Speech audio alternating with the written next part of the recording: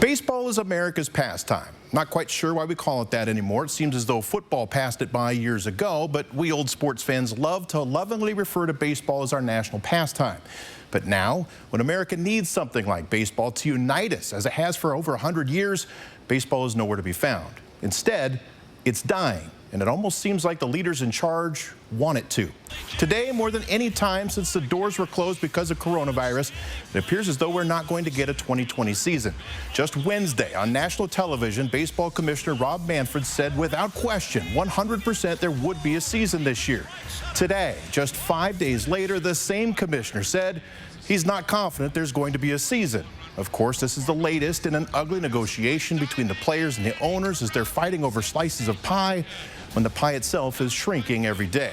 Through the years, baseball fans have put up with a lot and continued to come back. So both sides of this argument are making the mistake of assuming fans will stick with them this time. Only this time, things are a lot different. This time, the country is unsure of our economic future. This time, a virus has changed the game. This time, fans are out of work or worried about their jobs or taking furloughs. This time, more than any other work stoppage, the league is just plain tone deaf.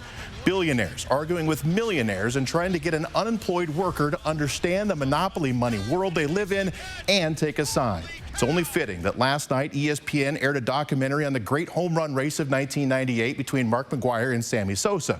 Let's put the steroid problem aside for just a moment. The documentary gave great warning to today's baseball executives. Remember, that's the home run race that saved baseball. But why did baseball need saving in 1998?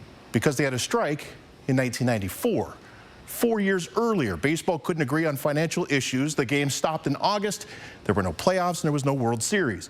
4 years later, baseball was still struggling to regain fans they lost in that work stoppage until the home run farce.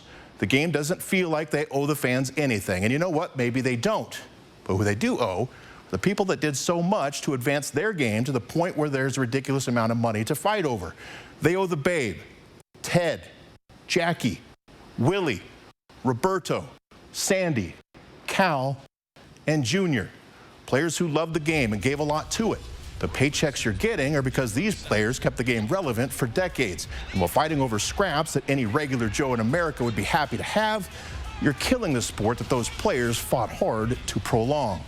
Both sides of this argument, the owners and the players, are right. But they both need to accept part of the blame. Neither is doing so. In a time where change is needed, the leaders entrusted to act and fix the problem are too busy publicly blaming the other side. They're yelling and not listening. They're worried about the plate of food in front of them instead of the crop that needs attention for the future.